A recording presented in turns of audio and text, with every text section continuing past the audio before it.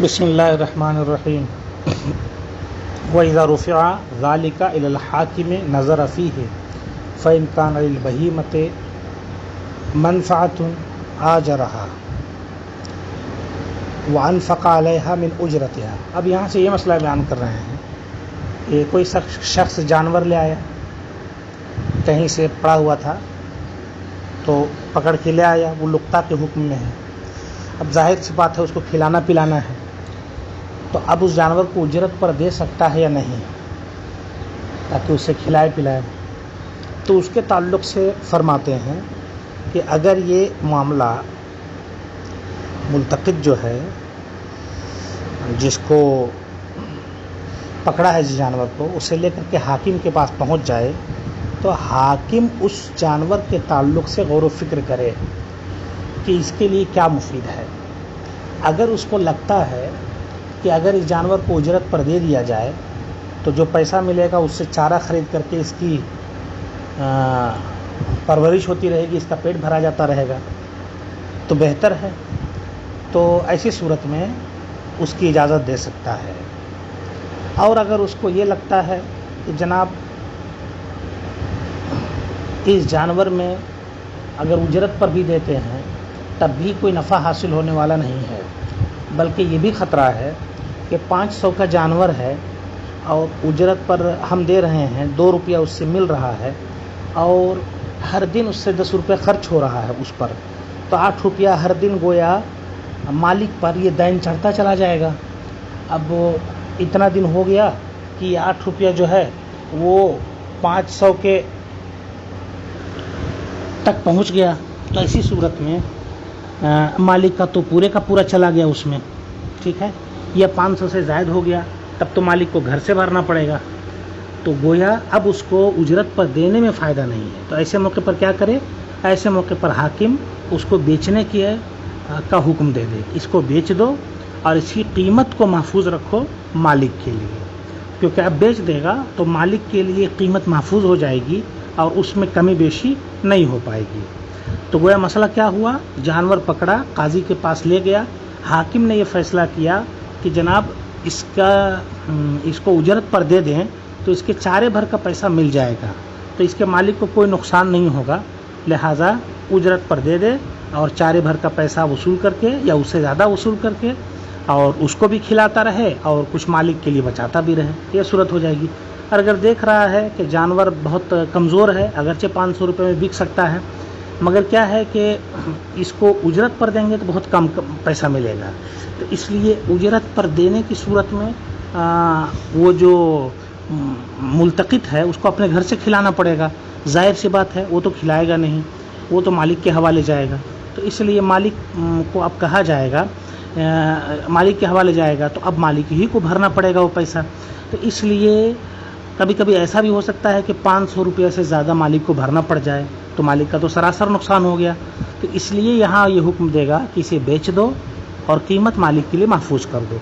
اسی کہہ رہے ہیں وَإِذَا رَفَعَ ذَلِكَ إِلَى الْحَاكِمِ، اگر حاکم کے پاس یہ مقدمہ لے کر کے گیا ملتقط، نظر فیہ تو حاکم غور کرے، اگر جانور کا اس میں نفع ہے کچھ تو اس کو اجرت پر دے دے، یعنی جانور کے لیے مفید ہو اجرت پر دینا تو اجرت پر دے دے، ہے نا، وَأَنْفَقَ جانور کے لیے بھی اور مالک کے لیے بھی، وَأَنْفَقَ عَلَيْهَا مِنْ أُجْرَتِهَا، اور اسی اجرت میں سے اس پر خرچ کرے، وَإِن لَّمْ يَكُن لَّهَا مَنْفَعَةٌ، اور اگر اس کے لیے کوئی منفعت ہی نہیں ہو، اجرت پر دینے کے بعد بھی جانور کا نفع نہ ہونے پائے، فائدہ نہ ہونے پائے، بلکہ جانور کی طرف سے مالک پر بوجھ چڑھتا ہی چلا جائے، وَخَافَ، اور یہ بھی خطرہ ہے، أَن تَسْتَغْرِقَ النَّفْقَةُ قِيمَتَهَا، کہ نفقہ جو ہوگا اس پر جو خرچ کیا جائے گا وہ اس کی قیمت کو پورے کا پورا محیط ہو جائے، ہے نا، 500 روپیہ قیمت ہے، 500 روپیہ کھلانے میں خرچ کر دیا، اس کے بعد مالک آیا لینے کے لیے، تو یہ تو نقصان ہی ہو گیا، کچھ نہیں بچا۔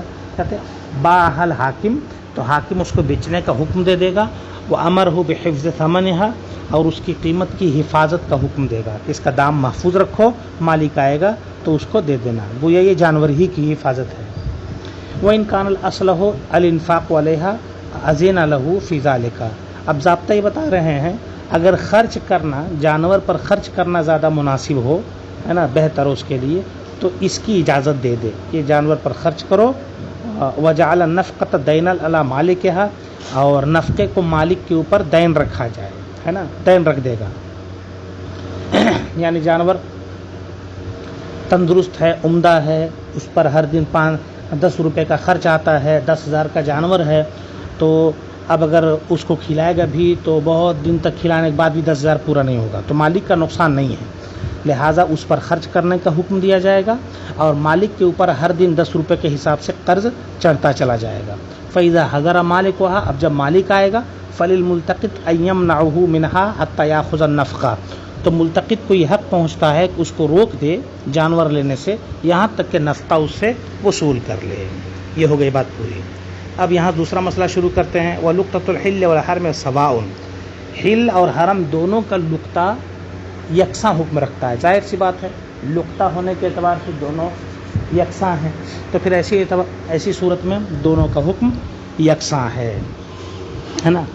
وَإِذَا حَضَرَ الرَّجُلُ فَادَّعَىٰ أَنَّ اللُّقْطَةَ لَهُ لَمْ تُدْفَعْ إِلَيْهِ حَتَّىٰ يُقِيمَ الْبَيِّنَةَ، اب کوئی صاحب آ گئے سامنے، انہوں نے کہا کہ یہ لقطہ یعنی گھڑی یا جو بھی ہو گرا ہوا سامان یہ میرا ہے، تو لم تدفع الیہ، تو اس کو وہ سامان نہیں دیا جائے گا یہاں تک کہ وہ بینہ قائم کرے. ظاہر سی بات ہے کوئی بھی دعویٰ کر سکتا ہے نا، فری کی چیز ملنے کے لیے، تو جب تک وہ بینہ قائم نہ کر دے، شہادت نہ پیش کر دے کہ یہ میرا ہے، تب تک اس کو نہیں دیا جائے گا. فَإِنْ أَعْطَىٰ عَلَامَتَهَا، اب اگر کوئی اس کی علامت بتا رہا ہے کہ وہ جو گھڑی ہے وہ فلاں کمپنی کی ہے نا، یہ رنگ کی ہے وغیرہ وغیرہ، جو بھی سامان گرا ہو اس کی تفصیل بتا رہا ہے، حَلَّ لِلْمُلْتَقِطِ أَن يَدْفَعَ إِلَيْهِ، تو ملتقط کے لیے جائز ہے کہ اس کے حوالے کر دے، یعنی دے سکتا ہے. اب کیونکہ علامت بتانے سے اس بات کی طرف اشارہ ہو رہا ہے کہ گویا اسی کا ہے، ہر آدمی علامت نہیں جانتا عموماً.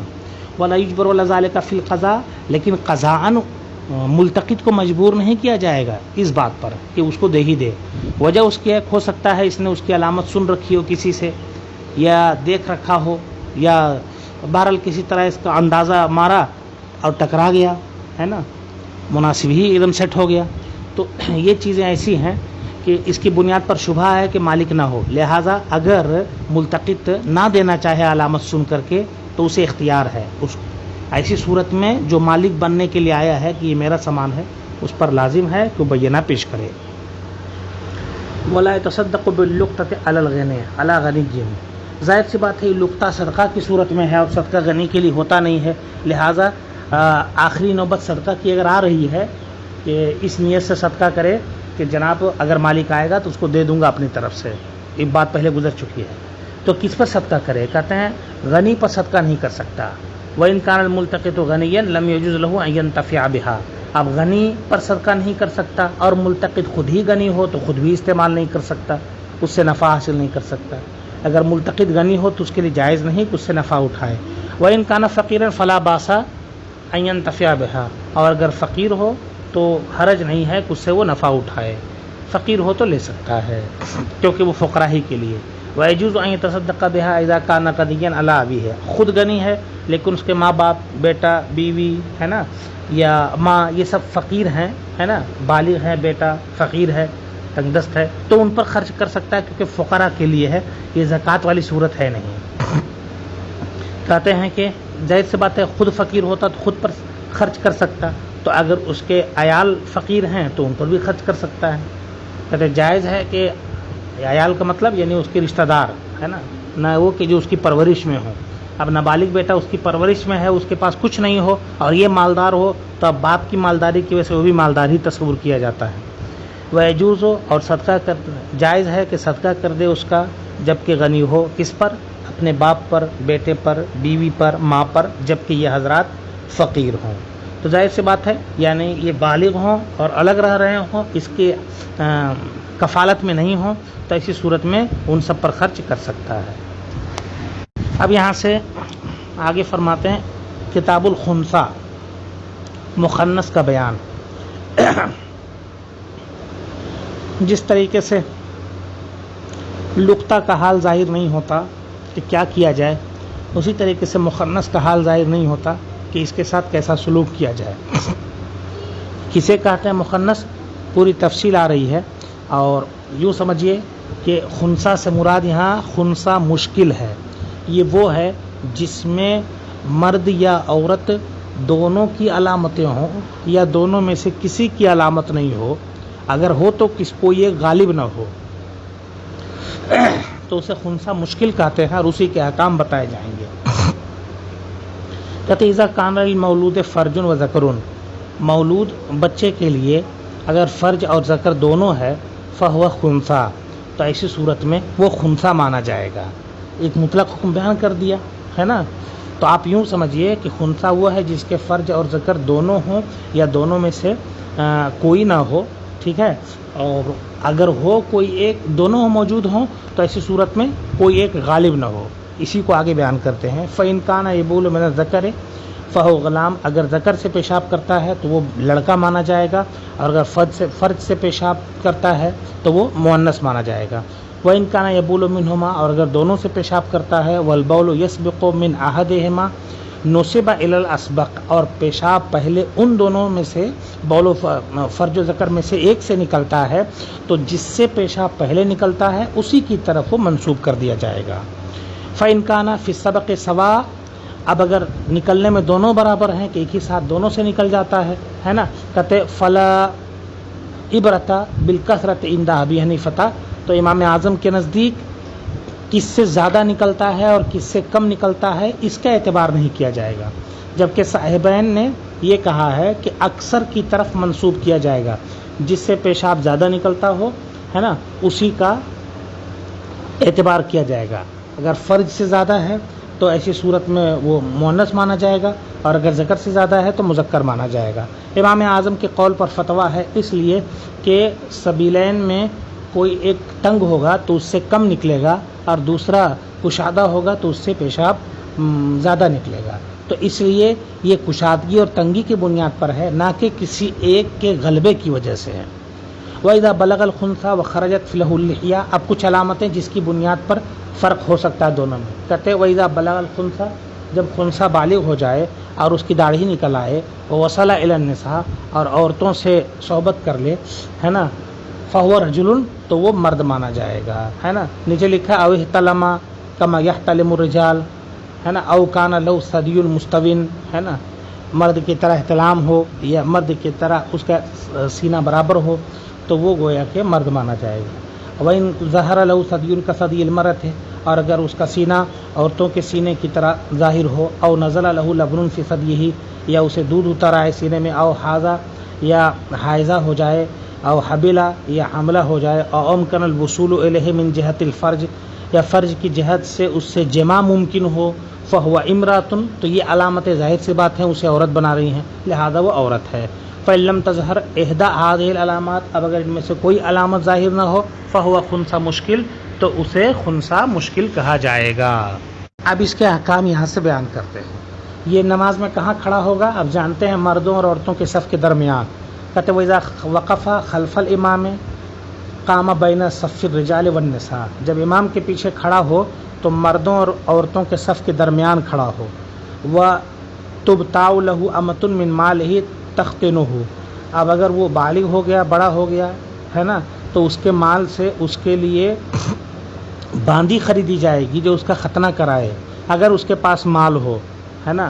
وَإِن لَّمْ، کیوں باندی خریدی جائے گی؟ اس لیے ایک ظاہر سی بات ہے، مرد ہوتا تو مرد اس کے سطر کو کھولتا، عورت ہوتی تو عورت اس کے سطر کو کھولتا، یہ نہ مرد ہے نہ عورت ہے، تو ایسی صورت میں اس کے لیے باندی خریدی جائے گی جو اس کے سطر کو کھول کر کے، اور اس کے بعد پھر جو ہے اس کے ساتھ یہ کام کرے ہے نا ختنے والا، تو کہتے ہیں باندی خریدی جائے گی جو اس کا ختنہ کرائے۔ کب؟ اگر اس کے پاس مال ہو، اور اگر اس کے پاس مال نہیں ہو تو حاکم بیت المال سے اس کے لیے باندی خریدے گا، ٹھیک ہے۔ فَإِن لَّمْ يَكُن لَّهُ مَالٌ ابْتَاعَ لَهُ الْإِمَامُ مِن بیت المال، بیت المال سے اس کے لیے باندی خریدے گا۔ امتن فَإِذَا ختنت ہو، جب وہ ختنہ کر دے گی، باعها، تو امام اس کو بیچ دے گا، وَرَدَّ ثَمَنَهَا إِلَى بیت المال، اور بیت المال میں اس کا دام جو ہے وہ واپس کر دے گا، کیونکہ کام یہی تھا، ہو گیا۔ وَإِذَا مَاتَ أَبُوهُ، اب یہاں سے اس کے وراثت کے احکام بیان کر رہے ہیں، یہ آپ تفصیل سے پڑھیں گے آگے انشاءاللہ سادسہ میں، سراجی میں، یہاں بس ایک حکم بیان کر رہے ہیں اس کا۔ کہتے ہیں وَإِذَا مَاتَ أَبُوهُ وَخَلَفَ ابْنًا وَخُنثًى، اس کا باپ مر جائے اور ایک بیٹا اور مخنث چھوڑ کر کے مرے ہے نا، فالمال بینہما عند ابی حنیفہ علی ثلاثۃ اسہم، تو مال امام اعظم کے نزدیک ان دونوں کے درمیان 3 حصوں پر تقسیم ہوگا، بیٹے کو 2 حصے ملیں گے، وللخنثی سہم، اور مخنث کو 1 حصہ ملے گا۔ نتیجہ کیا نکلا؟ للذکر مثل حظ الانثیین کی طرح ہوا۔ یہ کہتے وہ ہوا انثیٰ عندہ فی المیراث، امام اعظم کے نزدیک میراث کے معاملے میں مخنث جو ہے وہ عورت کی طرح ہے، لہٰذا اگر بہن ہوتی تو 1 ملتا بھائی کے مقابلے میں، تو خنثیٰ ہے تو اس کو بھی بھائی کے مقابلے میں 1 ہی ملے گا۔ الا ان یثبت غیر ذالک، مگر یہ کہ مخنث کے علاوہ کچھ اور ثابت ہو جائے، ہے نا، مطلب اس کا مذکر ہونا ثابت ہو جائے یا مؤنث ہونا ثابت ہو جائے، فیتبع، تو اسی کی اتباع کی جائے گی اور اسی کا اعتبار کیا جائے گا، ہے نا۔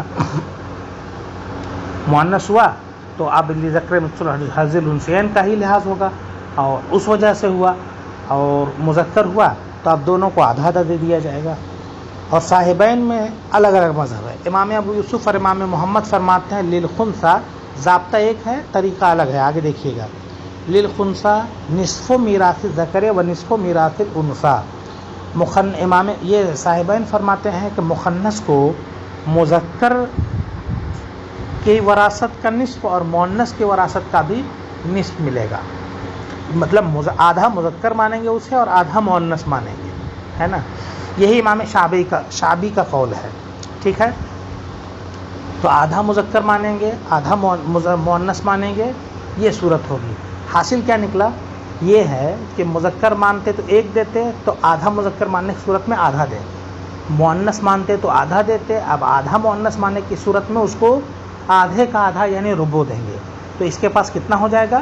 مذکر ہونے کی وجہ سے 3 ربع ہو گیا، 2 ربع ہو گیا تھا، یعنی آدھا ہو گیا تھا، اور مؤنث ہونے کی وجہ سے اس کے پاس 1 ربع ہوا، تو 3 ربع اس کے پاس جمع ہو جائیں گے ان لوگوں کے حساب سے۔ لیکن اس 3 ربع کی وضاحت میں دونوں الگ الگ طریقے سے گفتگو کرتے ہیں، اسی کو کہہ رہے ہیں واختلفا فی قیاس قولہ، اور ان دونوں حضرات نے ان کے قول کی تخریج میں اختلاف کیا، امام شعبی کے قول کی تخریج میں۔ فقال، امام ابو یوسف نے فرمایا المال بینہما علی 7 اسہم، مال ان کے درمیان 7 حصوں میں تقسیم کیا جائے گا۔ ابھی آپ کو بتایا نا کہ گویا 3 حصے کس کے ہو گئے؟ 3 ربع کس کے ہو گئے؟ عورت کے، اور 2 ربع کس کے ہو گئے؟ 3 ربع ہو گئے عورت کے، اور 4 ربع ہو جائیں گے مرد کے۔ کیسے؟ مؤنث جب اس کو مذکر مانا تھا تو 1 پورا کامل دیا تھا، اور مذکر مان کر کے اس کو کیا دینا ہے؟ مذکر کا آدھا دینا ہے نا۔ تو مذکر کا آدھا جب ہم نے دیا اسے، تو مذکر نہ مانے، سیدھے سیدھے کیا ہے؟ مذکر کا آدھا دیں گے، تو اس کا مطلب اس کا بھائی مذکر ہے، یہ بھی مذکر کا آدھا پائے گا، تو اگر بھائی 1 پائے گا تو اس کو آدھا دیں گے، تو بھائی کے پاس گویا یہاں 2 نصف ہو گیا، اس کے پاس کتنا ہو گیا؟ 1 نصف ہو گیا، یہ صورت ہو گئی۔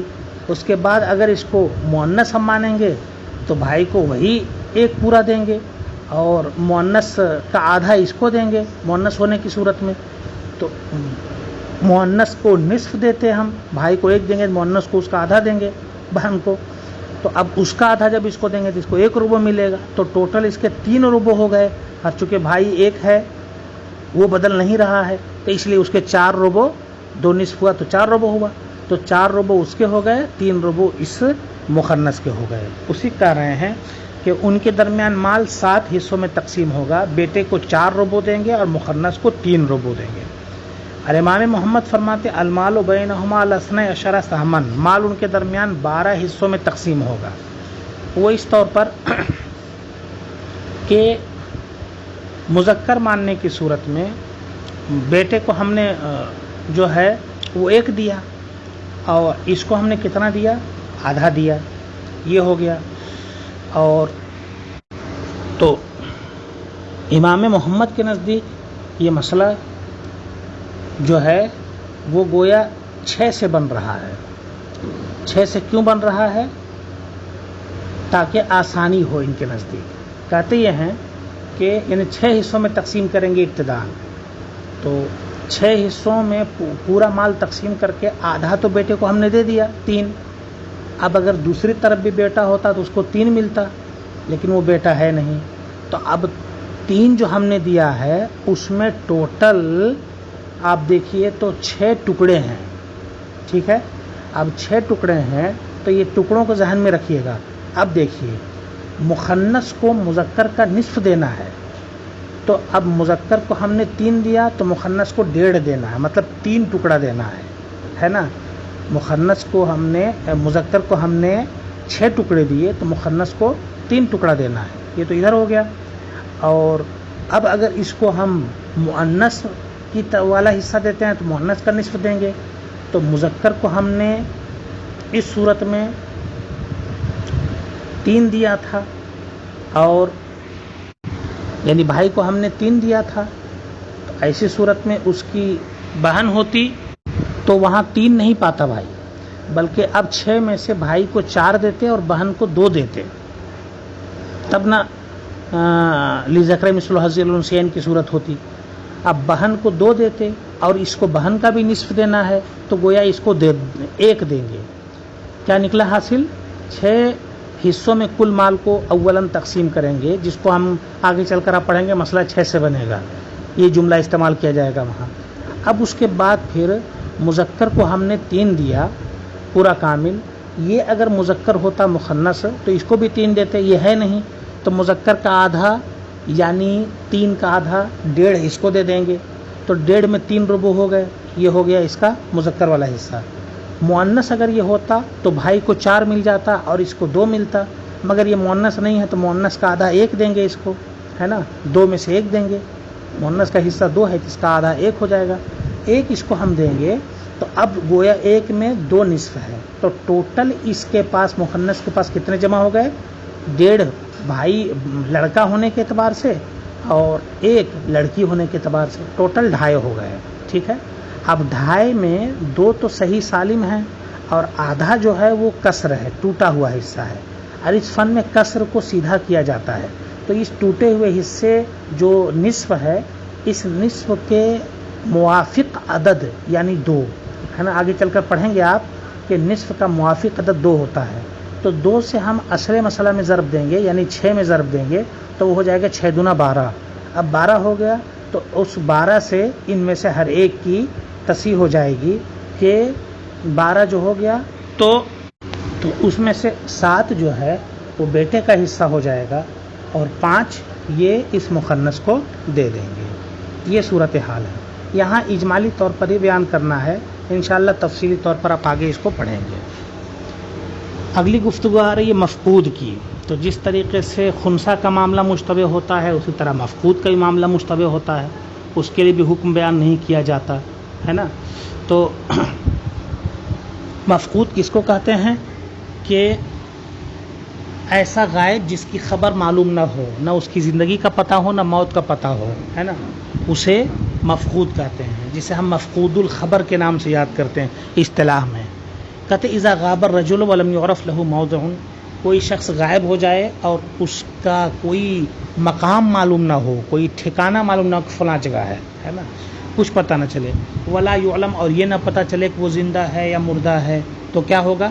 تو کہتے ہیں نصب القاضی من يحفظ مالہ، قاضی کسی ایک شخص کو متعین کرے گا جو اس کے مال کی حفاظت کرے، ویقوم علیہ، اور اس کے مال کی نگہبانی کرے، اس پر قائم رہے کا مطلب اس کی نگہبانی کرے.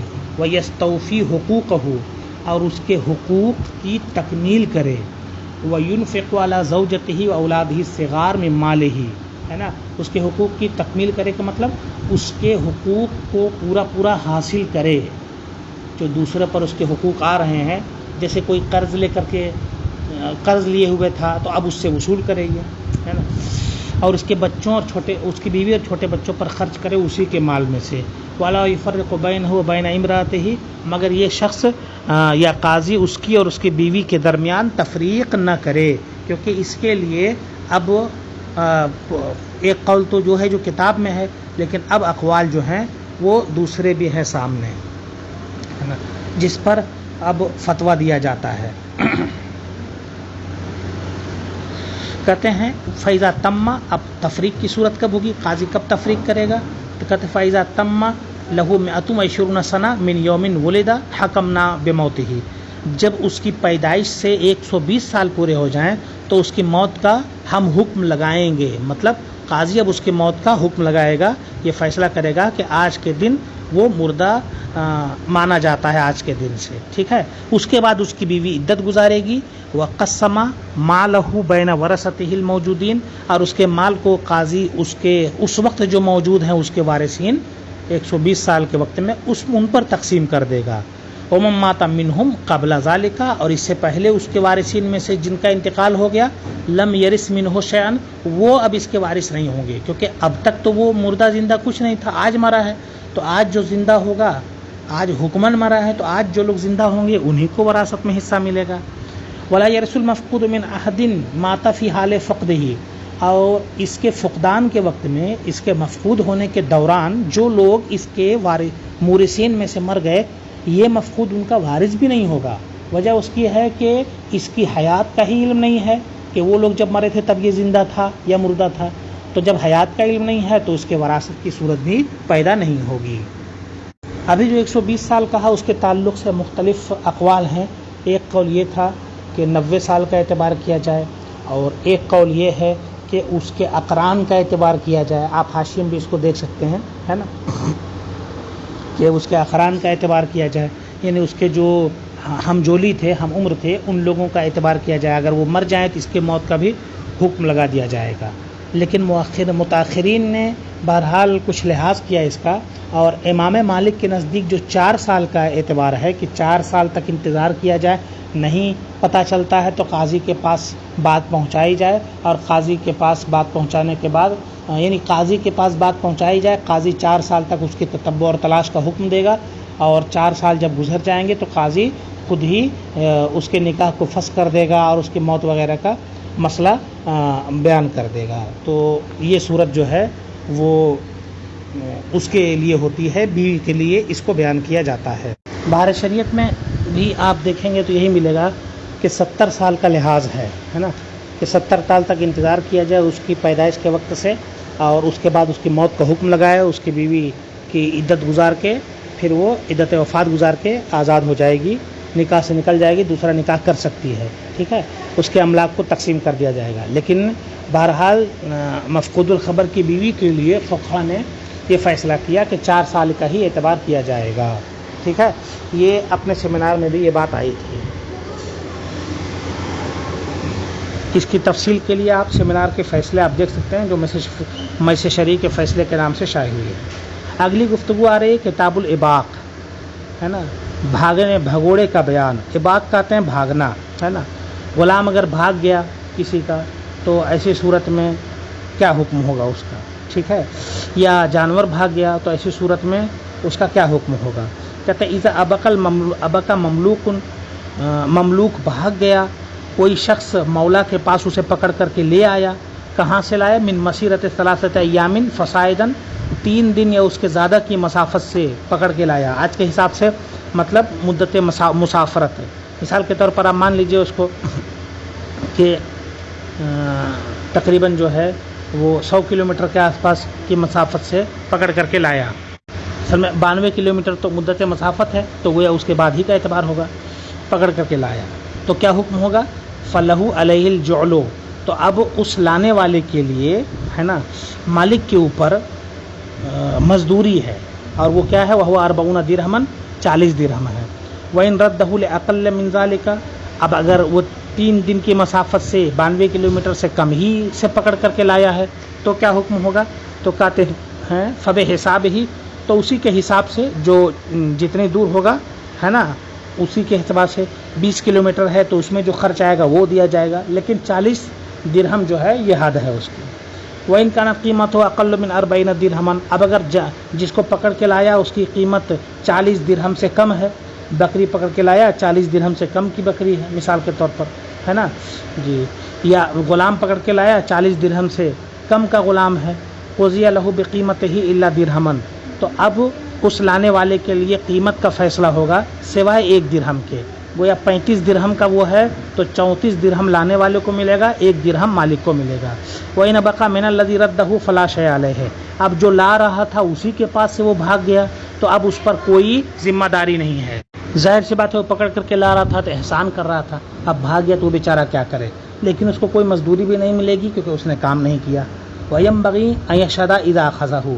اب اگر کوئی اس کو پکڑے تو اس کے لیے ضروری ہے کہ گواہ بنائے، ورنہ کوئی سمجھ سکتا ہے کہ یہ لے کر بھاگ جائے گا، اس لیے گواہ بنائے کہ انہ یاخذہ، وہ اسے پکڑ رہا ہے، لیردہ، تاکہ مالک کو اسے لے جا کر کے واپس کرے گا. فإن كان العبد العابق رهنا فالجعل على المرتهن. اب پتہ چلا میں نے اپنا غلام کسی کے پاس بطور رہن رکھا تھا اور اس سے کچھ میں نے لیا تھا، تو اب اس کے پاس بطور امانت ہے وہ، لہذا اب وہ اگر بھاگ گیا اس کے پاس سے، مرتہن کے پاس سے، تو اسی کی ذمہ داری میں تھا، لہذا اب اس کے اوپر پکڑ کے لانے کا جو مزدوری ہوگی وہ بھی اسی کو دینا پڑے گا. یہاں تک گفتگو ہو گئی کتاب العباق کی. اب انشاءاللہ العزیز کل جو ہے احیاء المواد وغیرہ کی گفتگو آپ سماعت کریں گے.